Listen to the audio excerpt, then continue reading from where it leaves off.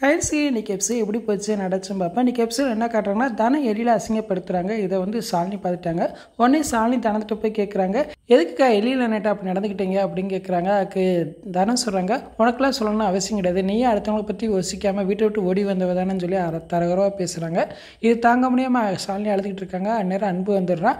அன்பு இதை பார்த்து பெரிய பிரச்சனை பண்ணுறான். இங்கே சாலினி நிம்மதியாகவே இல்லை, திருப்பி சாலினியை டார்ச்சர் பண்ணிக்கிட்டே இருக்காங்க. இதுக்கு ஒரு முடிவு தெரியணும்.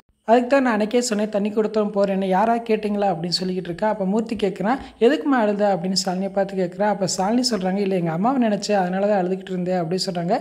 இல்லை இவ பொய் சொல்கிறாங்க, அம்மா நினைக்க சான்ஸே இல்லை, வேறு ஏதோ நடந்திருக்கு அப்படின்னு அன்பு சொல்லிக்கிட்டு இருக்கான். அந்நேரம் கையில் உள்ளே வராங்க.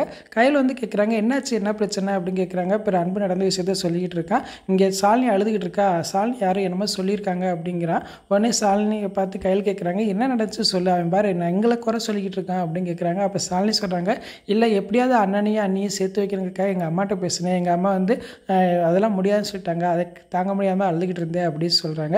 உடனே கையில் வந்து பார்த்தியா அவள் ஏதோ நினச்சி அழுதுருக்க, நீ எங்கள் மேலே பழிய சொல்கிற, இனிமேல் அடுத்தவங்க மேலே பழிய போகிறது நிப்பாட்டு அப்படின்னு அன்பை சத்தம் போடுறாங்க. அப்புறம் அவங்க வேலையை பார்க்க ஆரம்பிச்சிடுறாங்க. இப்போ கையில் யோசனை பண்ணிக்கிட்டே இருக்காங்க. சாலினியோட நடவடிக்கையும் தனத்தோட நடவடிக்கையும் கவனிச்சிக்கிட்டே இருக்காங்க. அப்புறம் அவங்களுக்கு டவுட் வருது, வேறு ஏதோ நடந்திருக்கு, நம்ம போய் சாலினிட்டே திருப்பி கேட்போம்னு சொல்லி சாலினியை பார்த்து கேட்குறாங்க. என்னாச்சு சாலினி, எதுனாலும் உண்மை சொல்ல அப்படிங்கிறாங்க. அப்போ சாலினி உண்மை சொல்ல போகிறாங்க. நீங்கள் எல்லாரும் வெளியே போன பிறகு எழில் அண்ணனுக்கு அப்படின்னு சொல்ல வராங்க. அந்நேரம் எழில் வந்துடுறாரு. சாலினி நீ எதுவும் சொல்லாது, எதுனாலும் நான் சொல்கிறேன் அப்படின்னு சொல்லி எழில் சொல்ல ஆரம்பிக்கிறாரு. தனா அக்காக்கு ஏதோ பிரச்சனை இருக்குன்னு நினைக்கிறேன், அதனால தான் எல்லாத்துட்டையும் கொஞ்சம் படக்குன்னு பேசுகிறாங்க, அது என்ன கேட்டு சரி பண்ண அப்படின்னு சொல்கிறாங்க. இதான் நடந்துச்சா, வேறு எதுவும் நடக்கலையா அப்படின்னு கேட்குறாங்க. உடனே சாலினி ஆமாம் இதான் நடந்துச்சு, இதை தான் சொல்ல வந்தேன் அப்படின்னு சொல்லி சமாளிச்சிடுறாங்க. உடனே நான் போய் என்னன்னு கேட்குறேன்னு சொல்லிட்டு கையில் வந்து தனத்திட்ட போய் கேட்குறாங்க, அண்ணி உங்களுக்கு என்ன பிரச்சனை எதுனாலும் சொல்லுங்கள், நான் சரி பண்ணுறேன் அப்படின்னு கேட்குறாங்க. அப்போ தானே எல்லாத்தையும் சொல்ல போகிறாங்க. அந்நேரம் மூர்த்தி வந்து தடுக்கிறேன். அதெல்லாம் ஒன்றும் இல்லை கையில், நீ எதுக்கு தேவையில்லாமல் கேட்டுக்கிட்டு இருக்க, எங்கள் ரெண்டுத்துக்குள்ளே ஒரு சின்ன சண்டை, அதை நினச்சிக்கிட்டு தான் இவ கோபமாக இருக்கா, வேறு ஒன்றும் இல்லை நீ போ கையில் அப்படின்னு சொல்கிறாங்க. இல்லை அண்ணி வேறு எதுவும் சொல்ல வந்தாங்களே, நீ சொல்கிறது நம்புற மாதிரியே இல்லை அப்படிங்கிறாங்க.